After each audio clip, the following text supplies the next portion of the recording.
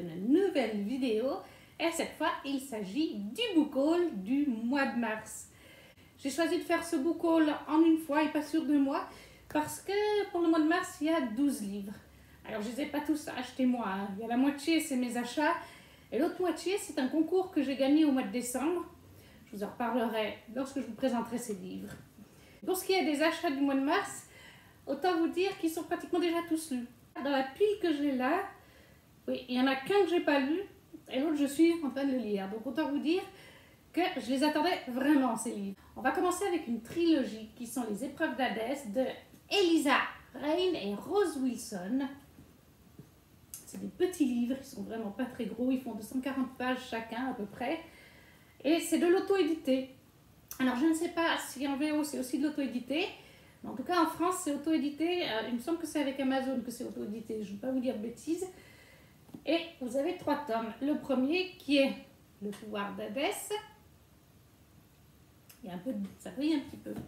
Le deuxième qui est La passion d'Hadès. Et le troisième qui est La promesse d'Hadès. Et ça, cette trilogie, je ne connaissais pas du tout. C'est Kimi Collection qui me l'a fait connaître. Elle l'a lu en février, je crois, ou quelque chose comme ça, ou fin janvier. Elle a aussi enchaîné les 3 tomes, comme j'ai fait moi, parce que c'est vrai que c'est tellement petit, et puis c'est addictif au possible, en fait. Quand on aime les mythologies, moi, la grecque, c'est ma préférée, en plus, on ne peut qu'enchaîner les tomes. Moi, j'ai vraiment adoré. Franchement, Kimi m'avait donné très envie, et ça a été le petit craquage supplémentaire du mois de mars, qui n'était pas prévu, mais ça a été un réel plaisir. Je les ai donc tous les 3 déjà lus, moi aussi. J'ai fini hier soir d'ailleurs la trilogie. Dans les épreuves d'Hadès, on parle en fait d'Hadès et de Perséphone. Je crois qu'ils sont à la mode, ces deux-là. De toute façon, la mythologie grecque en ce moment elle est très à la mode, mais alors Hadès et Perséphone encore plus. Donc cette fois, on est sur une réécriture d'Hadès et Perséphone. Coucou Thor! Où on suit en fait dans le premier tome Perséphone, puis après dans le tome 2 et dans le tome 3, on suit Perséphone et Hadès. Perséphone qui est une humaine, qui a sa petite vie de mortelle, elle fait des études de botaniste, elle travaille dans un café, et un jour, un homme vient la draguer, et quand elle finit son travail, il est toujours là, et il s'avère que c'est Zeus. Zeus qui l'emmène un petit peu de force, parce qu'il utilise quand même sa tempête, ses éclairs, pour la faire aller dans des endroits qui font qu'elle est téléportée ailleurs, et elle se retrouve devant la porte des enfers. Parce que Zeus veut qu'elle participe aux épreuves d'Hadès. Hadès qui est seul depuis plusieurs années et qui vient de faire une bêtise qui a fâché Zeus. Et celui-ci, pour se venger, ordonne à Hadès de se remarier. Car Hadès était marié, mais il y a plus de 20 ans en arrière, il était marié à Perséphone. Et Perséphone, dès qu'elle arrive en enfer, elle rencontre Hécate, qui lui dit tout de suite Perséphone, mais qu'est-ce que tu fais là? T'as rien à faire ici, tu devrais pas être là. Et Perséphone, elle est là, mais qui vous êtes? Qu'est-ce que je fais en enfer? Elle croit qu'elle est tombée, qu'elle a fait un AVC ou qu'une voiture... Bonjour Thor, au revoir Thor. Loulou, loulou. Ou qu'une voiture l'a percutée, enfin voilà, au début il ne croit pas du tout. Et puis on lui explique, et Kat lui explique que elle est Perséphone, la déesse Perséphone, mais il y a plus de 20 ans, il me semble que c'est 26 ans en arrière, il s'est produit des événements assez graves. Perséphone elle-même a souhaité oublier ce qui était arrivé en buvant dans la rivière l'été, et Hadès l'a renvoyée chez les humains. Elle n'a plus de pouvoir, elle est humaine. Je pense même, c'est pas dit dans le livre, mais je pense même qu'il l'a renvoyée, comme c'est un dieu, ils ont les pouvoirs, les dieux, ils l'ont renvoyée en tant qu'embryon, parce qu'elle se souvient avoir grandi avec son frère, elle a un frère, elle a un père, elle a une mère mortelle. C'est pas dit ça explicitement, mais je pense que c'est le cas. Mais voilà, donc Zeus a choisi de la mettre ici pour faire les épreuves d'Hadès, parce que Zeus veut que Hadès se remarie. C'est déjà en lui-même une punition pour ce qu'il a fait, parce qu'il n'a pas envie de se remarier, il est toujours amoureux de sa Perséphone, même si elle l'a oublié, lui il ne l'a pas oublié. Et en plus de ramener Perséphone, qui est une simple mortelle à ce moment-là, autant vous dire, les épreuves d'Hadès, ça se passe en enfer, ça va se passer dans les autres royaumes. Une simple humaine, elle n'a pas beaucoup de chances de survivre. Donc voilà, on est sur cette réécriture, bien sûr, le truc c'est qu'ils vont retomber amoureux. Mais Perséphone ne se rappelle de rien du tout. moi j'ai vraiment adoré. Je vous en reparlerai plus en détail en avis de lecture, parce que là je vous blablate un peu longtemps sur cette trilogie. Mais franchement, si vous aimez la mythologie grecque, vous aimez bien les romances, et là on peut aussi dire il y a des épreuves, c'est le cas de le dire, très intéressant. Franchement, moi j'ai adoré, mais je vous en reparlerai. Ensuite, toujours en mythologie grecque, je me suis pris Witch and God, le tome 1 de Liv Stone, qui est chez BMR. Alors attention, sur le Discord où je suis, Chali, avec qui j'ai lu ce premier tome en lecture commune, on avait envie de le lire ensemble, m'a dit, et j'ai en effet vu, qu'il y a une nouvelle couverture qui est sortie, qu'on aime moins toutes les deux, on préfère avec les deux personnages dessus.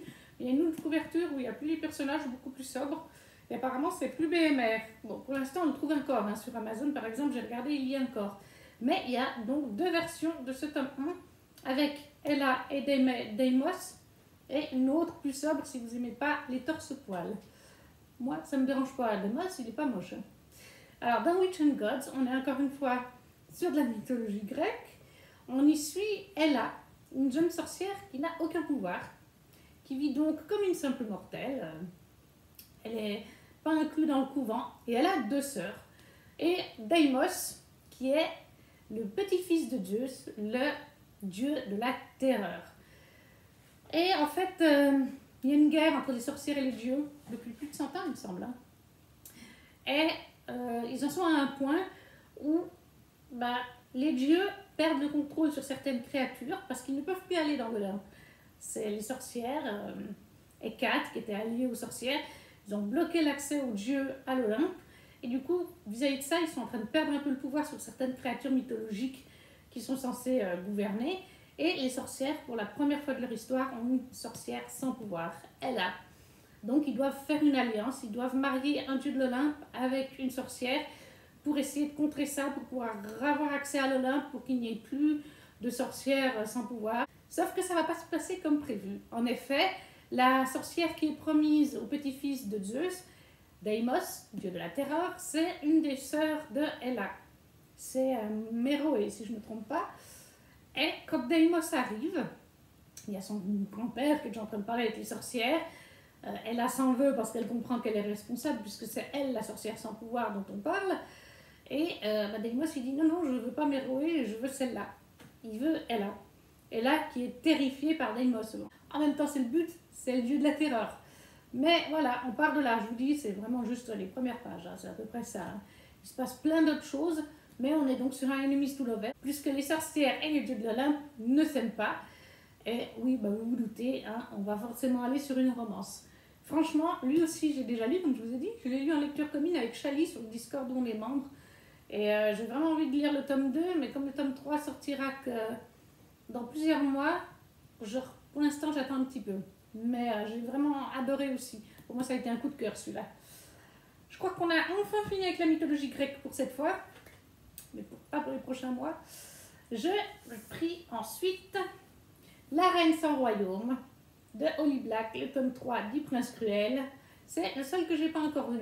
On va le lire là au mois d'avril sur le groupe DLC. Je vous mettrai le lien en barre d'infos du Discord du groupe DLC. On va le faire à partir du 15 avril.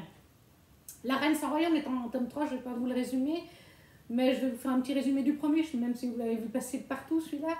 On y suit en fait Jude, qui est une humaine et qui a une sœur jumelle, et une grande sœur qui est Miphaé, et elles évoluent dans le monde des Faé. À la base, elles sont humaines, sauf la demi-sœur qui est Miphaé.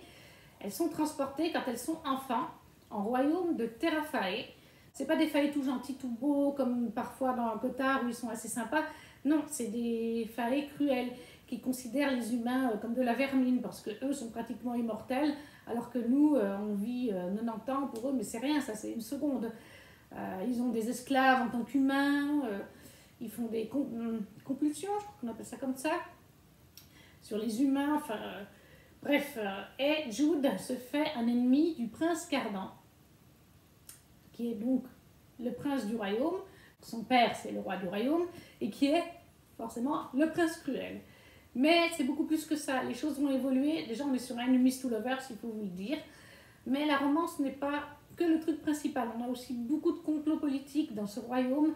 Jude doit s'endurcir, apprendre à se battre, apprend à manier les complots, à faire des alliances. Il y a énormément de choses dans ce récit. Moi, j'adore. C'est vraiment...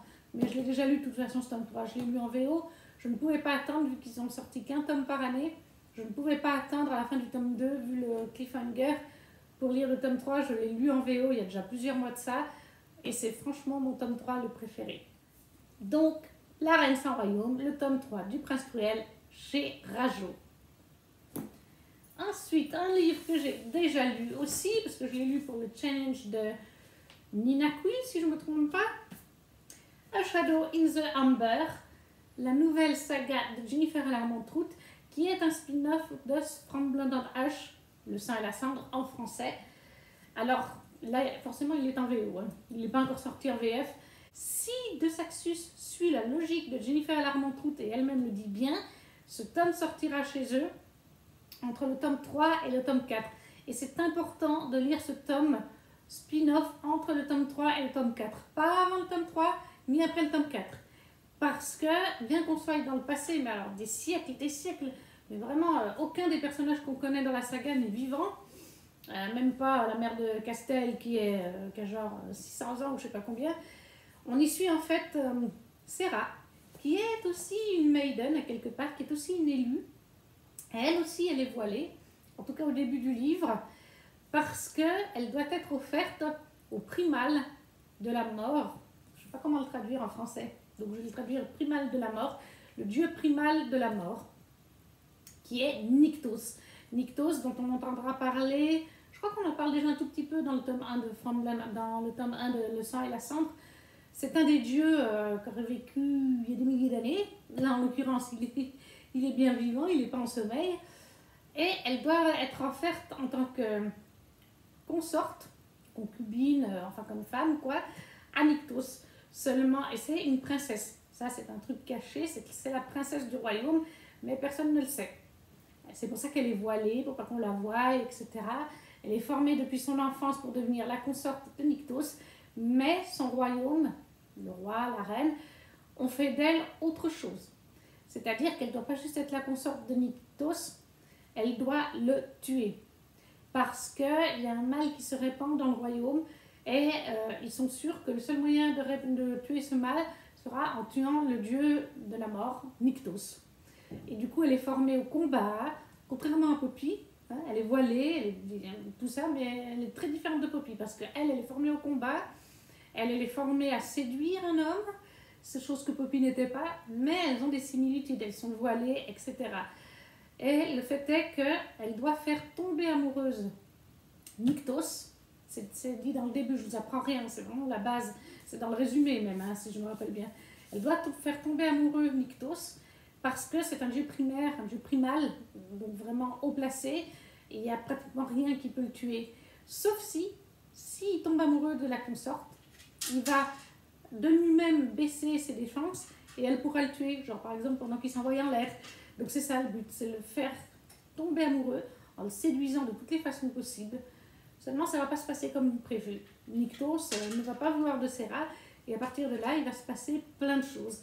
Plein de choses qui au final sont connectées à l'univers de Le sang et la cendre.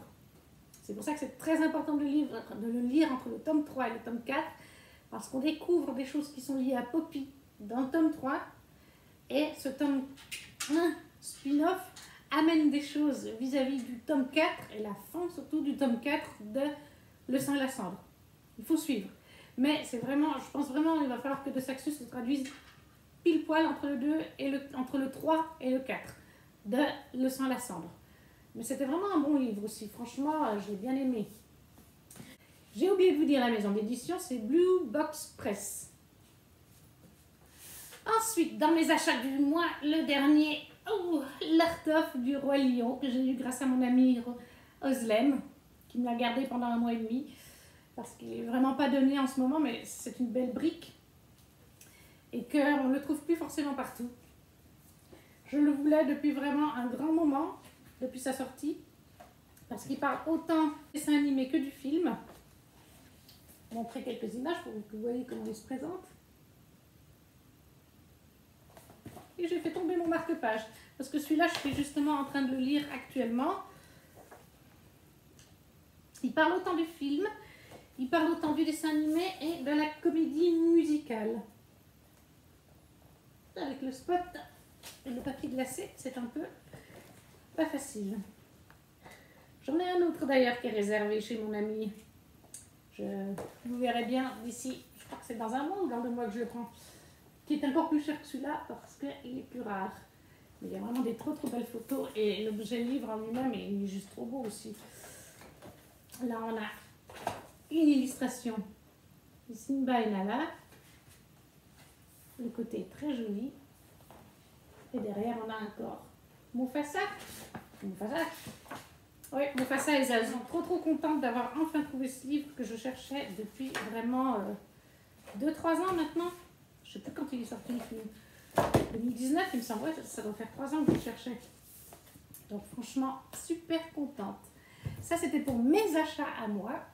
Et on va donc passer maintenant à la petite pile à lire du concours que j'ai gagné sur le groupe de Swap littéraire où je suis membre. Je vous mettrai le lien en barre d'infos. Alors c'était un concours de livres d'occasion, hein, c'était bien précisé. Et personnellement, ça ne me dérange pas hein, de gagner un concours avec des livres d'occasion. L'important, c'est de participer, c'est pas tout le temps du neuf. On n'a pas besoin, tant qu'à faire, de une seconde vie ou livre.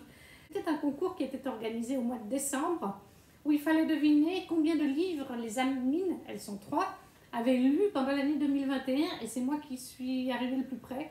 Je ne sais plus si j'ai mis 414, 449. J'ai mis une date vis-à-vis de l'anniversaire de mon papa, c'est tout ce que je sais. Et à 1 ou 2 livres près, c'était moi la plus près. Donc, j'ai reçu Blonde Attitude chez Pocket de Plum Sky. Et pour les thématiques, je prends mon petit... Parce que c'est des livres que je ne connais pas du tout. Donc, pour les thématiques, nous avons humour, New York, chick lit, femme, amour. Donc, je pense que c'est quelque chose qui va me plaire. On nous dit... Blonde comme les blés, est belle à se paber, l'excentrique et sexy Julie Bergdorf, richissime héritière des magasins de luxe du même nom, a vraiment tout pour plaire. Quotidiennement entourée d'une meute d'admiratrices, cible privilégiée des magazines People et déesse incontestée des boîtes de nuit, fashion et autres restaurants huppés, la Lolita de la mode règne en maîtresse absolue sur la toute-puissante jet-set new-yorkaise. Seule hic, mademoiselle est célibataire. Et dans les quartiers hypés, où le chic du chic consiste à se pavaner au bras de son fiancé, cette situation relève de l'impardonnable faute de goût. Lancée à l'assaut du MP, mari potentiel, la princesse de Park Avenue sera-t-elle trouvée chaussure à son pied? Je pense que voilà, c'est une petite romance, ça a l'air sympathique, il y a de l'humour, moi je pense que ça va me plaire sans souci. J'étais vraiment contente d'avoir ce livre. Ensuite, nous avons le journal de Bridget Jones. Est-ce que j'ai besoin de vous parler du journal de Bridget Jones? Je pense clairement que c'est le livre qui a inspiré la saga de film. Hein. On y suit les aventures de Bridget, qui est une célibataire trentenaire, et qui, si je me souviens bien, elle décide de trouver quelqu'un au final, hein, de se reprendre un peu en main, mais c'est aussi de l'humour. On peut regarder quand même les mots-clés. Donc là, on a journal intime, comédie, amour, chick lit, humour. Donc oui, encore une fois, de toute façon, je pense qu'on connaît tous Bridget Jones. Moi, j'aime bien les films, je trouve ça rigolo de temps en temps de se faire ces films. Ensuite, elles m'ont mis Le Petit Prince d'Antoine de Saint-Exupéry. Oui, ça brille avec le spot. Chez Folio. Oui, je pense qu'on connaît tous Le Petit Prince. Je crois qu'on l'a tous lu à l'école. Bon, bah, ça me fera une relecture. Non, mais je pense que si un jour il faut lire un classique de littérature française, au moins je saurais quoi lire. Parce qu'elles font des challenges sur le groupe et des fois, il y a lire un classique de littérature et moi, je suis là. Oui, mais je ne lis pas de classiques de littérature française. Donc voilà. Surtout que Le Petit Prince, je l'ai déjà un peu relu au travail. Parce qu'ils ont une édition avec des pop-up et tout. Donc, mais bon, pourquoi pas? Ensuite, elles m'ont mis Petites embrouilles et Pieux mensonges d'Elisabeth Young chez Piment. Je ne connais pas du tout. On remercie Thor, il a décidé de se lever maintenant. Et là, pour ce livre, nous avons comme thématique amour, mensonge, galère, chick lit, mariage. Donc ça me donne déjà bien envie, les thématiques sont sympas. Que faire lorsque, comme Sophie, on a la trentaine, qu'on est célibataire et doté d'une mère plus qu'impatiente de devenir grand-mère? Facile, on s'invente un petit ami tout droit sorti des contes de fées et des derniers films en vogue. Mais que faire lorsque la sœur cadette se marie et qu'on se retrouve dans l'obligation de présenter son irrésistible et séduisant Golden Boy imaginaire? Attention, le jour fatidique approche. Bon, alors les filles, elles m'ont franchement donné des livres où il n'y a que des célibataires trentenaires. C'est un message à me faire passer peut-être, mais ça me dit bien aussi. Franchement, les petites romances comme ça, c'est toujours sympa. Ensuite, elles m'ont offert La Cité des Ténèbres, l'épée mortelle de Cassandra Clare. Alors, c'est The Mortal Instrument.